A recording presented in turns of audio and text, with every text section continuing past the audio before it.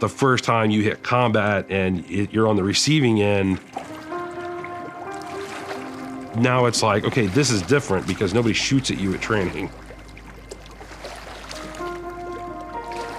You definitely have to be able to put your personal feelings, insights, or thoughts to the side and do what you're supposed to do in that moment, whatever that job is, because everybody depends on you.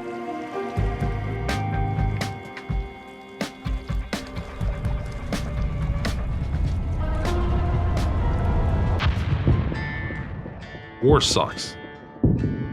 War is boredom, and then all of a sudden the boredom's shattered by intense violence. It's hard to keep track of what's going on. Things happen so fast. They attack once, they're gonna attack again, so you can't, take a break. You're all in it together. It's a shared experience. It's that shared history that you have of what you did, where you were, and how it affected everybody around you and you. I mean, yeah, that's just part of the camaraderie, is enjoying the suck. And we all have a job to do, and that's the one thing when the Marine Corps stresses is your first primary job is mission accomplishment. The transition from the military into civilian life, there is no similar job in the civilian world. There is no construction company or demolition company that needs mortarmen. That doesn't exist. I contemplated going back to college, was working at Home Depot, trying to figure out where I wanted to go, but I literally had no idea.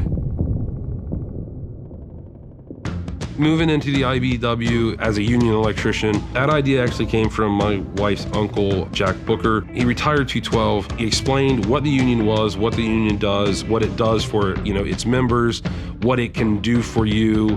But the selling point really was the camaraderie you get from, going through the apprenticeship. He really took to this career so much differently than I thought he would. After the Marine Corps, a lot of people didn't want to hire him.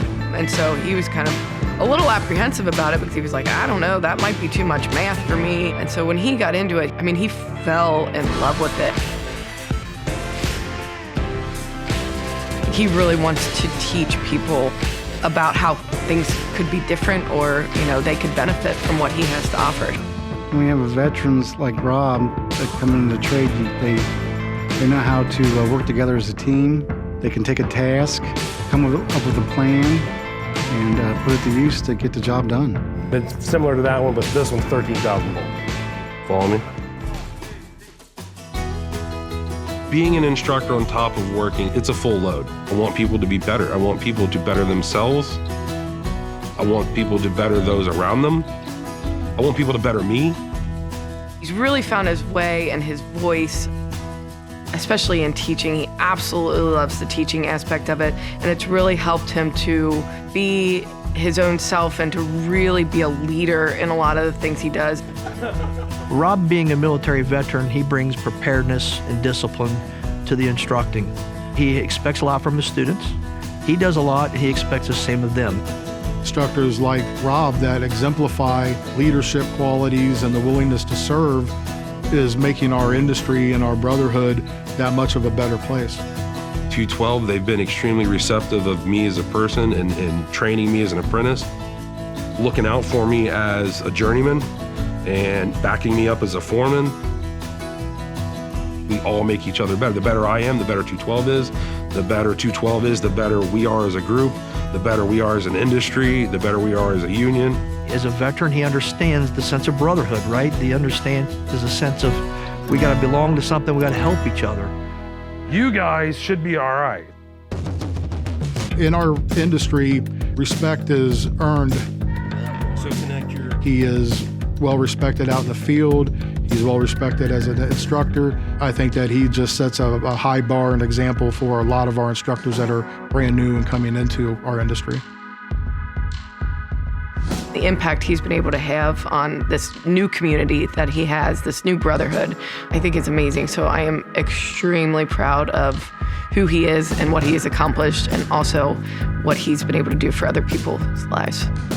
I hope that I'm making Local 212, the IBEW, Cincinnati, Mayor's Electric, I hope that they are happy with what I've done. So even after I'm retired, there are going to be guys that work under me. I hope they continue to do the same thing. I hope somebody can look back and see my fingerprint.